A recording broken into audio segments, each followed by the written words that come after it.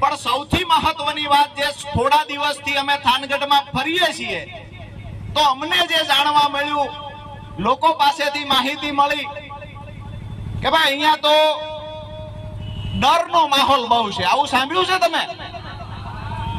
ડરનો માહોલ બહુ છે. અમે થાનગઢના લોકોને કહેવા આવ્યા છીએ કે ડરના ડોક્ટર અમે છીએ, જડમૂળથી ખતમ કરી દેવાની જવાબદારી અમારી.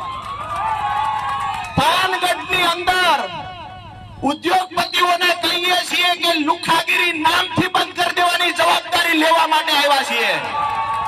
અહીંયા 30 વર્ષથી ભાજપના નેતાઓએ જે ભ્રષ્ટાચાર કર્યો છે એને ઉજાગર કરવા આવ્યા છીએ.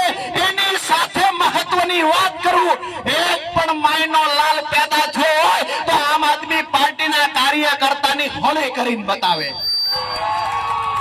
અહીંયા જેટલા પણ નેતા નેતુડિયું છે આ તમામને વિનંતી કરીએ છીએ, અમે કોંગ્રેસ વાળા નથી, માફમાં રહેજો. અહીંયા કોઈ ધમકીઓ આપવા નથી આવ્યા, પણ એક વાત કાયદાકીય ભાષામાં રહીને કરીશ કે થાનગઢની અંદર ખંડણીખોરીઓ હોય, લુખ્ખાઓ હોય, એના ત્રાસથી થાનગઢમાંથી સારા લોકો, વેપારીઓ ગામ છોડીને જતા રહે. મારી વાત સાચી કે ખોટી? આ તમામ લોકોનું રક્ષણ પૂરું પાડવાની જવાબદારી આજે પીપળાવાળા ચોકમાંથી આમ આદમી પાર્ટી લઈ રહી છે. જે લોકો અહીંયા અમારી વાત સાંભળે છે, જે સોશિયલ મીડિયાના માધ્યમથી સાંભળે છે, એને પણ કહીએ છીએ, અને જે લોકો ભાજપના ડરથી આજે ઘરે બેઠા છે એને પણ કહીએ છીએ કે ખુલીને એક વખત બહાર નીકળો. આ રાજુ કરપડાની જવાબદારી છે તમારી સામે ઊંચી આંખ કોણ કરે છે જોવાની. વાત રહી અધિકારીઓની, તો અમે કાયદો ભણીને આવ્યા છીએ, અંગૂઠા સાફ નથી. અધિકારીઓને નમ્ર વિનંતી કરીએ છીએ કે ચૂંટણીની અંદર એક પણ આમ આદમી પાર્ટીનો ઉમેદવાર એની મીટિંગ, એના કાર્યક્રમોને ડિસ્ટર્બ કરવાની કોશિશ ન કરતા, નહીતર તમારી હાથ પેઢી યાદ રાખશે તમે કોની હોળી કરી હતી. બાકીની વાતો જે છે કે અહીંયા જે લોકો મોટી મોટી માઇનિંગની ખાણો ચલાવે છે, જે લોકોએ ભ્રષ્ટાચાર કરીને આ જ રોડ ઉપર આગળ બંગલા કર્યા છે, મારી વાત સાચી કે ખોટી?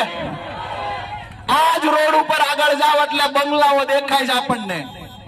તો આ તમામ ભ્રષ્ટાચારીઓને કહીએ છીએ તમારો કાળ બનીને આમ આદમી પાર્ટી થાનગઢમાં આવી છે.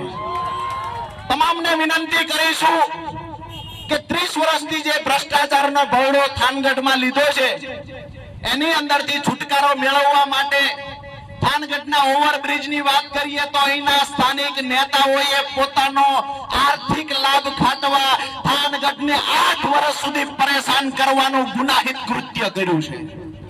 એ લોકોને જવાબ આપવાનો સમય બાકી ગયો છે કે ના?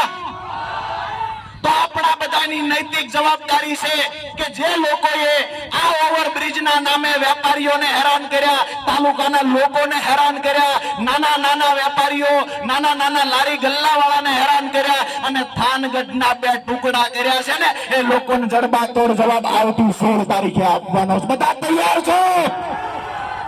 બીજી મહત્વની વાત, મામલતદારે ડોલું ઢોળી નાખી. ઉપરથી કેસ એવો કર્યો કે રાજુભાઈ અને એમની ટીમે અહીંયા અમારે ત્યાં ગંદકી કરી. અહીંયાથી અધિકારીઓને કહીએ છીએ એક નહીં, તમારામાં તાકાત હોય એટલા કેસ કરજો, તમારામાં તાકાત હોય એવડી જેલ બનાવજો. થાનગઢના લોકો માટે રાજુ કરપડા ને એની ટીમ રાત દિવસ લડશે. કોઈએ ડરવાની જરૂર નથી. અને સિંગલ ફોન કોઈ નેતાનો આવે કે આમ આદમી પાર્ટીના ઉમેદવાર કેમ બન્યા, આમ આદમી પાર્ટી સાથે કેમ જોડાયા, તો એને મારો નંબર આપી દેજો કે રાજુ કરપડાનો સંપર્ક કરી લેવાનો. બરાબર છે? ઘર ઘર સુધી ફરવાનું છે. થાનગઢની જનતા પીડાય છે. સારું સ્પોર્ટ ગ્રાઉન્ડ નથી. આરોગ્યની વાત કરો તો પૂરતા ડોક્ટર નથી. બજારમાં જઈએ તો ગંદકીના પાણી ઘરમાં ઘૂસી જાય છે. તમામ બાબતોની અંદર રોડ રસ્તા ખરાબ છે. ઓવરલોડ ભરેલા વાહનોના કારણે ધૂળો ડમરીઓ ઉડે છે. આ તમામ સમસ્યાનું નિરાકરણ લાવવા માટે એક જ વિકલ્પ છે, ઝાડુ ઝાડુ ને ઝાડુ એટલે કે આમ આદમી પાર્ટી એક વિકલ્પ છે. આપ તમામને થાનગઢની શહેરીજનોને, થાનગઢના લોકોને આજે હું આશ્વસ્ત કરવા આવ્યો છું અને પીપળાવાળા ચોકમાંથી તમને અહીંયા એક સાંત્વના પણ આપીશ અને અહીંયાથી ખાતરી પણ આપું છું કે અમારી સાથે મજબૂતાઈથી ઊભા રહો. તમારી સાથે અમે ઊભા છીએ. અમારે પણ જોવું છે કોણ કાકરી ચાળો અમારા કાર્યકર્તાની કરે છે. આજે પણ અમે થાનગઢના લોકોના મત માંગવા માટે એટલે હકદાર છીએ કે આજે પણ અમારા 17 કાર્યકર્તાઓ દર મહિને મુદતે જાય છે. તેમ છતાંય અમે લોકોએ લડાઈ ચાલુ રાખી છે. તેમ છતાંય થાનગઢના તમામ પ્રશ્નોને લઈને લડાઈ ચાલુ રાખી છે.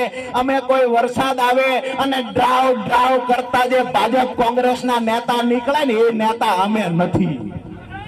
અમે છેલ્લા 1.5 વર્ષથી અહીંના લોકો માટે લડીએ છીએ.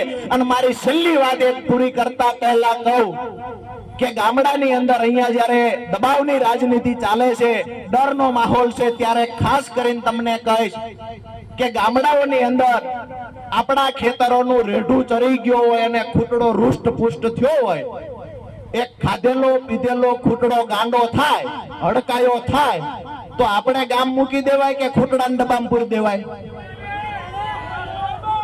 આ તમામ ખૂટડાઓને ડબ્બામાં પૂરવાની તારીખ 16 છે, ધ્યાન રાખજો. બરાબર છે? તમામ ખૂટડાઓને પૂરવાનું ગાંડા થયા, હડકાયા થયા.